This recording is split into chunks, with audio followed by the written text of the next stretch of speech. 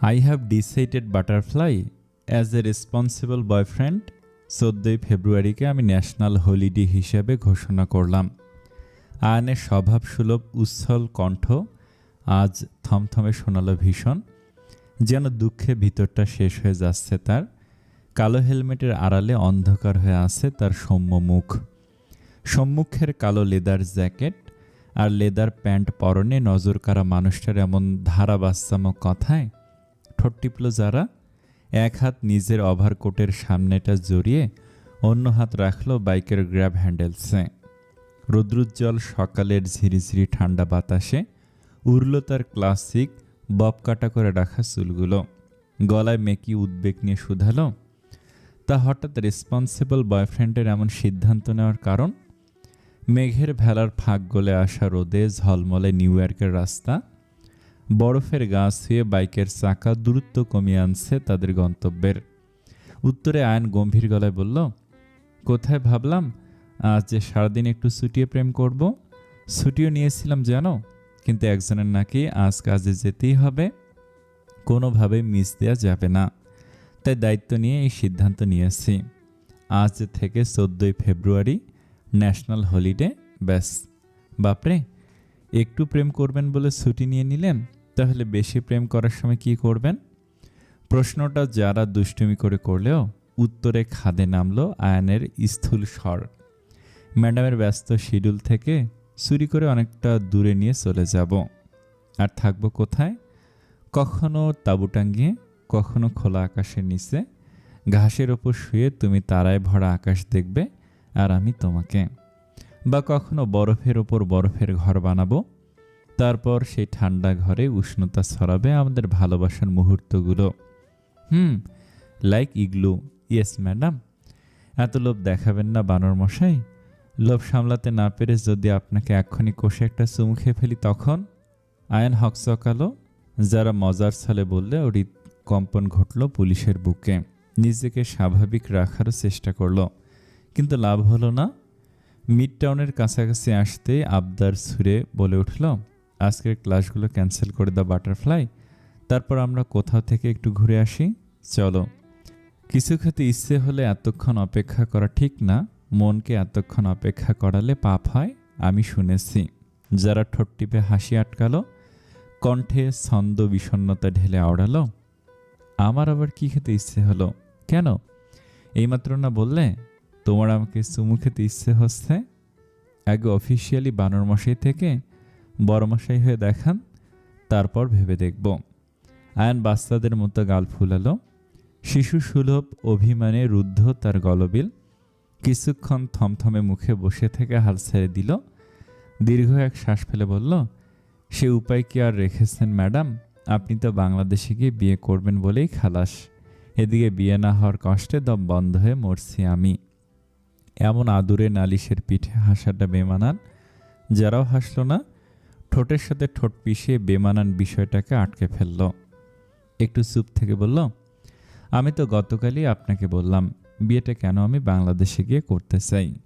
ওখানে হোমসের সবাই আছে, যে দাদা দিদুনদের কাছে ছোট থেকে বড় হয়েছি তারা আছে। তাদের ছাড়া বিয়ে করে ফেললে তারা তো কষ্ট পাবে বলুন। আমার এইটুকু আবদার রাখবেন না আপনি? উত্তর দিল না আয়ান। মানুষটা হয়তো আবারও রেগে গেছে ভেবেই ঠোঁট উল্টালো যারা। অভিমানে নীল চোখ জোড়া চওড়া কাঁধ ডিঙিয়ে উকি দিয়ে দেখতে চাইল আয়ানকে, কিন্তু বিধি বাম। মাথার ওই মস্ত হেলমেটটা বড্ড দুশ্মনী করলো যারার সাথে, দেখতেই দিল না আয়ানকে। কিছু একটা ভেবে আলগোছে গ্র্যাব হ্যান্ডেলস থেকে হাত সরালো মেয়েটা। পরপর আচমকে জড়িয়ে ধরলো আয়নের সরু কোমর। আদর মেখে জিজ্ঞেস করলো, কথা বলবে না জান? আয়ান থমকালো। কোমরের দুপাশে পেল ভাতের উষ্ণতা ঝড় তুলল তার প্রেমিক মনে। সেকেন্ড খানেকের জন্য ব্যালেন্স হারিয়ে টালমাটাল হলো তার চলন্ত বাইকখানা। আরে করছেন কি? অ্যাক্সিডেন্ট হবে তো। বরফ ভেজা রাস্তায় বাইকের চাকা হরকে গিয়ে অ্যাক্সিডেন্ট হওয়ার ঘটনা অপ্রতুল নয়। যারা ঘাবড়ে গেল সেই চিন্তায় বেখেয়ালে আরও শক্ত করে জড়িয়ে ধরল আয়নকে। বাইকের সামনে চাকা সেকেন্ড খানেক এদিক ওদিক করে ক্ষান্ত হলো অবশেষে। থেমে গেল বাইকের ইঞ্জিন। ব্যস্ত রাস্তার সাইডে জড়বস্তুর ন্যায় দাঁড়িয়ে পড়ল দু চাকার যানটা। আয়ান তখনও প্রকট চোখে চেয়ে সম্মুখে। ম্যারাথনের বেগে শ্বাস পড়ছে তার। কতবার কাছাকাছি হলো ওরা, তবুও যারার ওইটুকু ছোঁয়ায় অমন নাভিশ্বাস ওঠার কোনো মানে হয়? বাইক থামাতেই আয়নের প্রশস্ত পিঠ বরাবর জোরে এক চাপড় বসালো যারা। কণ্ঠে উম্মা নিয়ে বলে উঠল, কি করছিলেন এটা? এখনই তো বেকায়দে অ্যাক্সিডেন্ট হয়ে যেত। আয়নের হুঁশ ফিরল পিঠের ব্যথায়। একবার পিছনে তাকিয়ে চোখ নামালো কোমরের দিকে, যেখানে যারার পেলব হাতজোড়া তাকে সহজ জড়িয়ে ধরে আছে। খড়খড়ে গলাটা হাওয়া গিলে ভেজানোর ব্যর্থ চেষ্টা আর গেল না আয়ানের। আবারও পিছনে তাকিয়ে ফট করে বলে উঠল, একটু আগে কি বললে তুমি? যারা ভুরুকুটি করল, মসৃণ কপালের কয়েক পরত ভাঁজ ফেলে আওড়ালো, বলেছি এভাবে কেউ বাইক চালায়? এক্ষুনি যদি এক্সি না। তার আগে? যারা বলল আগে বলতে আয়ন কি বোঝাতে চাইছে সেটা বুঝতেই বিমুর মুখখানা রক্তিম হলো তার। অলিন্দের গতির সাথে পাল্লা দিয়ে বাড়ল কপলের জাফরানি রং। প্রেয়সীর নীরব ভূমিকা অস্থির হলো সম্মুখে বসে থাকা প্রেমিক সত্তা। নিজেই ফের অবিশ্বাসের স্বরে শুধালো, did you just call me জান? বাচ্চাদের হট্টগোল আর হইচইয়ে প্রাণস্থল কিন্ডার কেয়ার স্কুলটির মাঠ। ঘাসের ডগার মাথায় তাজের মতো ঝলমল করছে বরফ কুচি। রোদেলা দিনেও শীতের পোশাকে জুবুথুবু বড় থেকে গুঁড়ো সবাই। হিমেল হাওয়ায় বসন্তের আগমনী বার্তার বদলে বইছে আবারও তুষারপাতের আভাস। এত কিছুর মধ্যে আয়ানের অসম্ভিয়ে করা প্রশ্ন উত্তর আর পাওয়া হয়নি। যারা করুণা করে দ্বিতীয়বার আর জান বলে ডাকেনি তাকে। অবশেষে শুকনো মুখে আয়ন বাইক থামালো যারার স্কুলের সামনে। কিন্তু যারা নামতেই বেচারা হাত টেনে ধরল প্রেয়সীর। নিজের বুকের কাছে এনে কাতর স্বরে বলল, আর একবার, জাস্ট একবার জান বলে ডাকবে? প্রমিস? আর জ্বালাবো না বাটারফ্লাই। ওটা once in a lifetime সুযোগের মতো, বুঝলেন? সবসময় ডাকলে মর্ম থাকবে না। যারা দুষ্টুমি ধরতে পেরে আরও একবার প্রলম্বিত শ্বাস ফেল অফিসার, তবে হাত ছাড়ল না। অন্য হাতে মাথার হেলমেট খুলল। পরপর যারাকে চমক দিয়ে সুমুখে বসল তার মেদুর গালে। আকস্মিক এই ঘটনায় লাশবন্দি প্রকট চোখে তাকাতেই আয়ন ছেড়ে দিল তাকে। তস্ত্র সামনে চেয়ে হড়বড়িয়ে বলল, ওভাবে তাকিয়ে লাভ নেই। Once in a lifetime সুযোগ হারানোর বেদনা তুমি কি বুঝবে পাষাণ রমণী? যাও যাও, গিয়ে ক্লাস করাও। মানুষ একটা চুমুখে শোক প্রকাশ করতে দিতে চায় না। উফ। কিছুক্ষণ রুদ্রশ্বাস মুহূর্ত পার হওয়ার পর আয়ন আর চোখে তাকালো যারার মুখপানে। আচমকা দুজনের চোখাচোখি হতে হেসে ফেলল ওরা। হাসতে হাসতেই ফের চাঁদমুখখানা মলিন হয়ে উঠল যারার। তবে আয়নের নজর এড়াতে পারল না সেই মলিনতা। সামনে ঝুঁকে নাক টেনে দিয়ে দুষ্টুমি স্বরে শুধালো, সকাল থেকে খেয়াল করছি কেমন মনমরা হয়ে আছো। বাই এনি চান্স তুমি কি ইনসিকিউর ফিল করছো আমাকে নিয়ে বাটারফ্লাই? ভাবছো যদি কোনো সুন্দরী রমণী আমাকে প্রপোজ করে ফেলে, তাই না? যারা হতাশ শ্বাস ফেলে বলল, আজকের দিনে এত হ্যান্ডসাম একটা ছেলে একা একা রাস্তায় ঘুরবে, এটাই কি ইনসিকিউর হওয়ার জন্য যথেষ্ট নয়? আয়নের প্রাঞ্জল মুখটা শুকিয়ে গেল অমনি। ভীতু চোখে ঢোক গিলল। যারার কথাগুলো সত্যি ভেবে প্রায় বলেই বসল, আমি যাচ্ছি না আজ তোমার কাছে থেকে কোথাও। চাকরি চলে যাক তার আগেই যারা চোখ খিচে হেসে ফেলল। হাসতে হাসতে বলল, রিল্যাক্স, অত ভয় পাওয়ার কিছু নেই, আমি তো মজা করছিলাম। পরপরই থামলো মেয়েটা, ঠোঁট টিপে দৃষ্টি নামালো পায়ের ওপর। মিহি স্বরে বলল, আসলে মরিয়ম আন্টি আর মেহমেদ আঙ্কেলের কথা মনে পড়ছে। ওই দিন ওই কয়েক ঘন্টার জন্য মনে হয়েছিল যেন নিজের বাবা মায়ের কাছে আছি। এতক্ষণে ভার নামলো আয়নের বুক থেকে। স্মিত হেসে বেশ হেয়ালি করেই বলল, এই যদি হয় মন খারাপের কারণ, তাহলে তো মন ভালো করে দিতেই হয়। যারা সপ্রশ্ন দৃষ্টিতে তাকাতে আন বলল, তোমার মরিয়ম আন্টি আজ দুপুরে যেতে বলেছেন তাদের বাসায়। আরশি আর ওই শান ব্যাটাকে একটা গ্র্যান্ড সারপ্রাইজ দেয়া যাবে ম্যাডাম। Any guess? কেন? আরশির বার্থডে উপলক্ষে। ইয়াপ, সাথে আমার অকর্মার ঢেকে বন্ধু মহাশয়ের ৩য় বিবাহ বার্ষিকীর উপলক্ষেও। কিন্তু ওদেরকে জানানো হয়নি সারপ্রাইজ কিনা। এটুকু বলেই থামলো আয়ান। যারা তখন খুশিতে ঝুমঝুম করছে, দুহাত এক করে ভাবছে কি গিফট নেবে আরশির জন্য। তখনই ফের মুখ খুলল মানুষটা। ভুরু উঁচিয়ে আওড়ালো, ভেবেছিলাম কেউ একজন যান না ডাকলে তাকে আজ আর বলবই না দাওয়াতের কথাটা। এটুকু শুনতেই ভুরুকুটি করে তাকালো যারা। মেকি রাগ দেখে শুধালো, তাহলে এখন বললেন কেন? অফিসার এবার তার নীলাম্বরীর দিকে তাকিয়ে বুকের বা পাশে হাত রাখলো, তারপর বলল, কি করব বলো বাটারফ্লাই? যাকে এত ভালোবাসি সে সারাদিন মুখ ভার করে থাকলে এখানে কষ্ট হবে না? আয়নের গালে তখনও টোল পড়া হাসি। এখন আসি, তোমাকে দুপুরে এখান থেকে পিক করে বাড়ি নিয়ে যাব, কেমন? বেশি লেট করো না কিন্তু বের হতে। এটুকু বলে থ্রোটলে হাত রাখতে একেবারে কাছাকাছি চলে এলো যারা। স্তব্ধ হলো আয়নের হেমচোখ। মুখ ঘুরিয়ে যারার দিকে তাকাতেই ঠোঁট বরাবর চুমুখে বসলো মেয়েটা। যারা নিজেও হতভম্ব। প্রকট তার অক্ষি যুগল। ভেবেছিল গালে ঠোঁট ছুঁয়ে ভদর লাগাবে, কিন্তু বিধিবাম গালে ঠোঁট ছোঁয়াতে গিয়ে ঠোঁটেই যে চুমুখে বসবে কে জানত। আয়নের হৃদযন্ত্র থামিয়ে দিয়ে যারা দাঁড়ালো না এক মুহূর্ত। এক প্রকার উড়ে চলে গেল সামনে থেকে। ফ্যাল ফ্যাল দৃষ্টিতে আয়ন তখনও তাকে লাজবন্তীর প্রস্থান পানে। পরপর আনমনে মাথা নোয়ালো মানুষটা। কামড়ে ধরল নিম্নাষ্ট। নিঃসন্দেহে হেসে ফেলে হতাশারে বলল, mister Ayan Hunter, you are doom buddy. তোর এই দুর্বল হৃদয়ে বাটারফ্লাইয়ের হুটহাট চুমুর ধকল সামলাতে পারলে হয়। তখনই তার স্বরে বেজে উঠল তার মুঠো ফোনখানা। ভাবনা থেকে বেরিয়ে ফোন রিসিভ করতেই স্বয়ংক্রিয় ইয়ারপডে শুনতে পেল কলদাতার আওয়াজ। মুহূর্তে চোখ মুখ শক্ত হলো আয়নের। অবিশ্বাসের স্বরে আওড়ালো, হোয়াট? আদি পালিয়ে গেছে? জেল থেকে একটা ক্রিমিনাল পালালো কি করে? তোমরা কোথায় ছিলে? উইথিন 5 মিনিটস এর ডিটেলস জানাও আমাকে সবটা, আর টিম রেডি করো, আমি আসছি। মোম গলানো সন্ধে নেমেছে নিউ ইয়র্কের শহর জুড়ে। একে একে স্ট্রিট লাইটগুলো জ্বলতে অন্ধকার ফুরিয়ে যায় ব্যস্ত রাস্তায়। সেই সোডিয়াম আলোর গা বেয়ে আকাশ থেকে তুষার ঝরে। ঝুপ করে হওয়া মন খারাপের সুর তোলে নিড়ে ফেরা চুরুই। বিষণ্ণতাগুলো দীর্ঘশ্বাস ছেড়ে হারিয়ে যায় শত শত মানুষের ভিড়ে।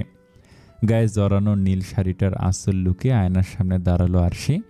স্নিগ্ধ মুখখানার প্রসাধনীর বালাই নেই, সুঢল গরনে গয়নার অতিশয্য নেই। তার অজান্তেই অনিন্দ সৌন্দর্যের অধিকারিণী সে।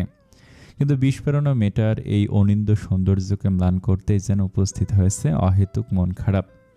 দুপুরটা সুন্দর কেটেছিল। কত কত আয়োজন করলেন মেহমেদ হাসান, কেক আনলেন। মরিয়ম বেগম নিজের হাতে রান্না করলেন আরশির পছন্দের খাবারগুলো। বেলুন দিয়ে পুরো বাড়ি ডেকোরেশনের ভার নিলেন রবিনসন। ব্যস্ততার জন্য যদিও আয়ান ভাই আসতে পারেনি, তবে যারা এসেছিল সঙ্গে এনেছিল এই কনকনে শীতের মধ্যেও বসন্তের ফুল, একগুচ্ছ ড্যাফোডিল।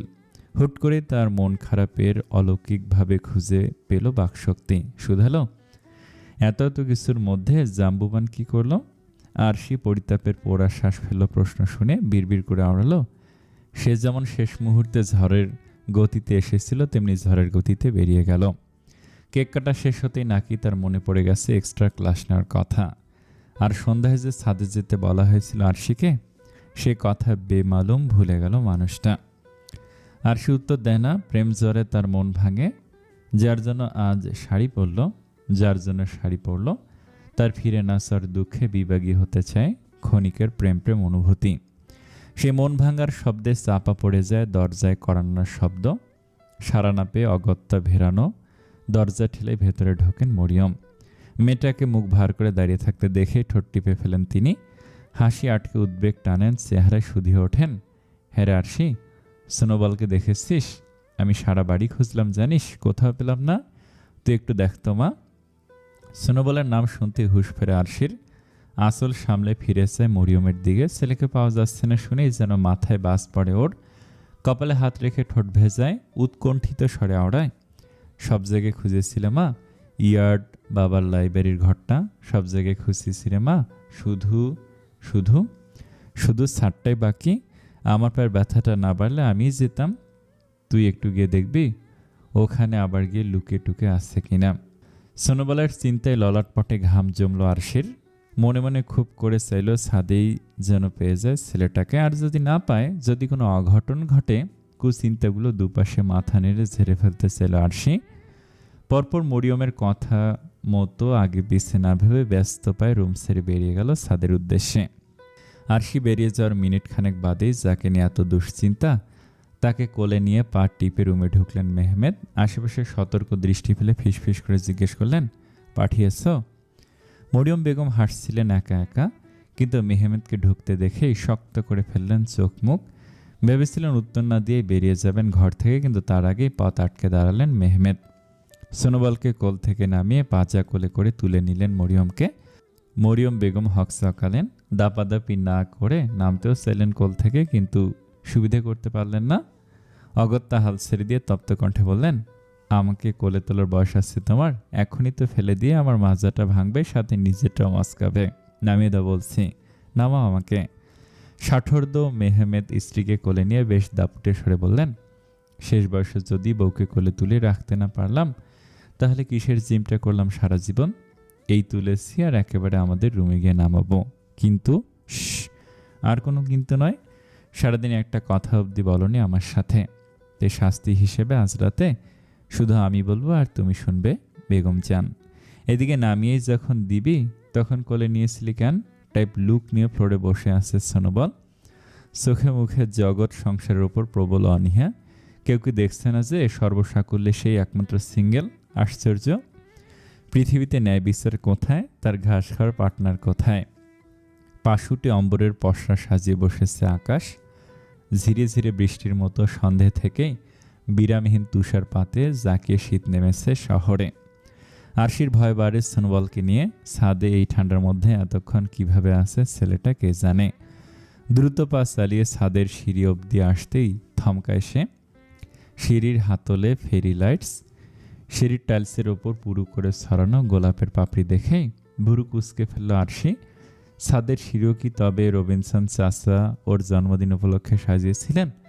কারণ যার সাজানোর কথা ছিল সে তো আর বাড়িতে নেই।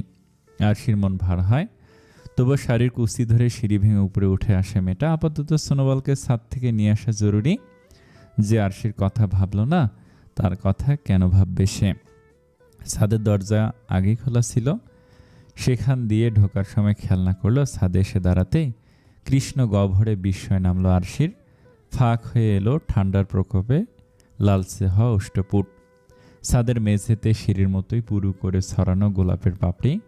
রমণীর পায়ের আলতা রঙা রঙের সাথে সখ্যতা হলো খুব তাদের। পদ্মসম চরণ ডুবে গেল হাজারখানেক ছিন্ন গোলাপের বুকে। নিটল চোখ জুড়ে তখন সম্মুখের সাদা শিফনে মোড়া টেন্ট। ত্রিভুজাকৃতির টেন্টটির ঢোকার মুখেও লাগানো হয়েছে ফেরি লাইটস। হলদে আলোয় স্পষ্ট হয়ে উঠেছে লাইটগুলোর সাথে ঝোলানো ওদের বিয়ের কয়েকটি ছবি। সবগুলোতেই দুজন গোমরা মুখে বসা। সাথে জায়গা পেয়েছে আরশির কিছু ক্যান্ডিড ছবিও। এই ছবিগুলো কবে তোলা হয়েছে সে সম্পর্কে আরশির ধারণা নেই। এ পর্যায়ে অবাক চোখগুলো আবিষ্কার করলো ট্রেন্ডের সামনেই পেতে রাখা সাদা টেবিলখানা, যার ওপর স্থান পেয়েছে একটা গোলাপের বুকে আর আরশির সবচেয়ে পছন্দের কেক, চকলেট কেক, সাথে কিছু মকটেলের বোতল। আর পুরো টেবিল জুড়ে অনেকগুলো ছোট ছোট মোমবাতি। সেটেন্ড ক্যান্ডেলগুলোর মিষ্টি সুবাসে যেন মাতোয়ারা রাতের বাতাস। পুরো ছাদের বেশ কয়েক জায়গাতেই আধিপত্য তাদের। গোলাপের পাপড়ির ফাঁকে ফাঁকে মাথা জাগিয়ে রাখতে পেরেছে কিছু আগুনের শিখা। বাকিগুলো আত্মহুতি জানিয়েছে তুষরে ঢেকে গিয়ে। স্নোফল বাড়তেই ঝিরঝিরের বরফে ঢাকা পড়তে শুরু করলো কারোর বহু কষ্টের এই সমস্ত আয়োজন। আর সেই ঠোঁট উল্টে আশেপাশে তাকায়। মানুষটাকে দেখা মাত্র তার বুকে ঝাঁপিয়ে পড়া অদম্য ইচ্ছেটা মাথা নাড়ে দিয়ে উঠেছে ভীষণ। একসময় চোখ দুটো ক্লান্ত হয় শেহজাদকে খুঁজতে খুঁজতে। ঝাপসা হয়ে ওঠে অক্ষি কোটর। লালচে রং ধরে ঠিকালো নাকের ডগায়। মেয়েটা অস্পষ্ট আওড়ালো, আপনি কোথায় শেহজাদ? প্লিজ একবার সামনে আসুন, আমার কষ্ট হচ্ছে তো আপনাকে ছাড়া। আরশির পাষণ্ড পুরুষ এবার আর আড়াল করে রাখতে পারল না নিজেকে। প্রিয়দর্শিনীর কাতর ডাকে সাড়া দিতে কিনা কে জানে আচমকায় হাওয়ায় ভাসিয়ে দিল তার পৌরুষ মনে অনুরক্তি। দূরে কোথাও আসি বসে, হাত দুটো দাও বাড়িয়ে, বিরহ ছুতেছে মনের দুয়ার, দুচোখ নির্বাক আসে না ছুটে। তুমি এলে রং ধনু রং ঢেলে দেয়, তুমি এলে মেঘেরা বৃষ্টি ছড়ায়, এ মনের আহ্লাদ আসনা ছুটে। দূরে কোথাও আসি বসে, হাত দুটো দাও বাড়িয়ে, বিরহ ছুতেছে মনের দুয়ার, দুচোখ নির্বাক আসনা ছুটে। সুরের মূর্ছনায় অনুগামী চোখ জোড়া টলমল করে উঠল আরশির। দৈবাত পিছন ফিরে চাইতেই দৃশ্যমান হলো পরিচিত ছায়ামূর্তি। ছাদের ডোরফ্রেমের সাথে সামান্য ঠেস দেয়া তার বাইসেপ, দুহাত প্যান্টের পকেটে গুজে দাঁড়িয়ে লম্বাটে এক পুরুষ, বলিষ্ঠ তার গড়ন, বুদ্ধিদীপ্ত চোখগুলোতে যেন দ্রবীভূত হয়ে আছে জগৎকালের সমস্ত ভালোবাসা আর প্রশ্রয়। ধূসর রঙা উলের ওভারকোট আর কালো টার্টল নেক সোয়েটার পরনে মানুষটাকে দেখা মাত্রই সেদিকে ধীরে ধীরে পা বাড়ালো আরশি। শীতল বাতাসে উড়ল তার শিফন শাড়ির আঁচল। সেদিকে তাকে বোধহয় খেয়ে হারালো আরশির পাষণ্ড পুরুষও। দাঁড়ালো সহ্য হয়ে, তারপর ধীর পায়ে এগিয়ে এলো তার প্রিয়দর্শিনীর পানে। কোন এক ঘরের মধ্যে রূপটপের মাঝ বরাবর কাছাকাছি এলো তারা। আরশি অভিযোগের চোখে কিছুক্ষণ চেয়ে রইল মানুষটার দোহারা মুখের দিকে। পরপর এক বুক অভিমান নিয়ে শুধালো, তার মানে তখন ওভাবে তাড়াহুড়ো করে বেরিয়ে যাওয়া, পুরো দুপুরটা আমাকে এড়িয়ে চলা, আমার দিকে না তাকানো সব নাটক ছিল? আপনি ইচ্ছে করে করেছিলেন এসব, তাই না? আপনি জানেন আমার কতটা খারাপ লেগেছে তখন। একশ্বাসে এত কিছু বলে একটু থামলো আরশি, দৃষ্টি নামিয়ে ফেললো গোলাপের পাপড়িতে ঢেকে থাকা পায়ের পাতার ওপর। গালের পানি মুছে বলল, আমি তো ভেবে নিয়েছিলাম যে আমাকে শাড়িতে সুন্দর লাগছে না বলেই হয়তো আপনি এড়িয়ে চলেছেন আমাকে। এই বুঝি ফিরিয়ে গেল আপনার সব। কথা শেষ করার আগে ওর ঠোঁটের ওপর উঠে এলো শেহজাদের তর্জনী, নরম সুরে আওড়ালো, এ জীবনে তোমার জন্য আমার ভালোবাসা ফুরাবে না আরশি। অষ্টপুটে আঙ্গুলের উষ্ণ স্পর্শে ধক করে উঠল আরশির বুকখানা। বিমূর চোখজোড়া আবিষ্কার করলো, এই মানুষটার জন্য তার ভালোবাসাও তো এমন কখনো ফুরাবার নয়। তবে কিসের এত জড়তা ছিল এতগুলো দিন? আরশির ভাবনা সুতো ছিল তখন যখন শেহজাদ নিজের গায়ের ওভারকোটটা খুলে জড়িয়ে দিল ওর গায়ে। পরপর হুট করে মানুষটা দুহাটু গেড়ে বসে পড়ল আরশির সামনে। শেহজাদকে ওভাবে বসতে দেখেই চমকে থমকে গেল তার মেদুর আনন। প্রফেসর চোখে বালক সুলভ চাহনি নিয়ে জিজ্ঞেস করলো, বলেছিলাম না আজ তোমার মান ভাঙাবো? সো বলুন ইয়োর হাইনেস, এই অধম কি করলে আপনার মান ভাঙে? আরশি থতমুখে দাঁড়িয়ে তখনও অভিমানী কিশোরীর মতো অভিমান করে বলল, কানে ধরুন আর সরি বলুন। বিনা বাক্যে বেয়ে শাস্তিটুকু মাথা পেতে নিল শেহজাদ। দুহাত উঠিয়ে কান ধরল, তারপর তার মেঘমন্দ স্বরে কোমলতা মিশিয়ে বলল, আই এম সরি। শুরু থেকে হওয়া আমার প্রতিটা কাজ যেগুলো তোমাকে কষ্ট দিয়েছে তার জন্য সরি। শেহজাদ সামনাসামনি সত্যি সরি বলে ফেলবে আশা করেনি আরশি। আকস্মিক এই ঘটনার বিমূঢ়তা কাটতেই ঠোঁট টিপল মেয়েটা, হাসি আটকে ফের গম্ভীর গলায় শুধালো, আর রাতে না ঘুমিয়ে আমার দিকে তাকিয়ে থাকার জন্য? শেহজাদ বড্ড সরল মুখে হড়বড়িয়ে বলে উঠল, আই শিওর আমি কোনো ব্যাড অ্যাটেনশন নিয়ে তোমাকে দেখতাম না, শুধু তুমি কাছে থাকলে নিজেকে আটকাতে পারি না বলেই দেখতাম। সো এটার জন্য নো সরি। আর ভার্সিটিতে কেউ আমার সাথে কথা বললে তাদের দিকে অমন খেয়ে ফেলার মতো তাকানোর জন্য, তার জন্য তো মোটেও সরি না। তোমার কোনো ছেলে ক্লাসমেটের সাথে তোমাকে হাসতে দেখলে, কথা বলতে দেখলে আমার অসহ্য লাগে, রাগ ওঠে। ইনফ্যাক্ট আমার তো সোনোবলকেও তোমার সাথে ঘুমাতে দেখলে জেলাস ফিল হয়। And I will never say sorry for this. তুমি শুধু আমার জন্য হাসবে, তুমি শুধু আমার সাথে ঘুমাবে, সোনোবল আমার ভাগের আদর পাবে কেন? এই পর্যায়ে মাথা নোয়ালো মানুষটা সোনোবলকে নিয়ে হিংসে করে এ কথা কেন শুনে আর সে কী রিয়াকশন দেবে সেটা দেখার আর সাহস হলো না তার। ঢোক গিলে পরাস্ত কণ্ঠে বলল, আচ্ছা শুধু সোনোবলের জন্য আই এম সরি। আর দুপুরে কেন কথা বললেন না আমার সাথে? আয়ান্না করেছিল, বলেছিল কথা বললে নাকি সারপ্রাইজ নষ্ট হয়ে যাবে, এই জন্য দুপুরে কিছু বলতে পারিনি, বাট এখন বলবো। একটু থেমে স্বচ্ছ আকাশের মতো নীল চোখ জোড়া তুলল শেহজাদ। আরশির প্রশ্নবিদ্ধ চোখের সাথে সন্ধি হলো তাদের। কান থেকে হাত নামিয়ে প্যান্টের পকেট থেকে বের করলো একটা চৌকো বক্স। ছোট্ট বক্সখানা খুলতে জল জল করে উঠল ছোট্ট একটা আংটি। সবসময় গম্ভীর হয়ে থাকা মানুষটা স্মিতে হেসে আওড়ালো, happy 3rd anniversary my beloved flaming zone and also a very very happy birthday to my wife, my valentine, my everything.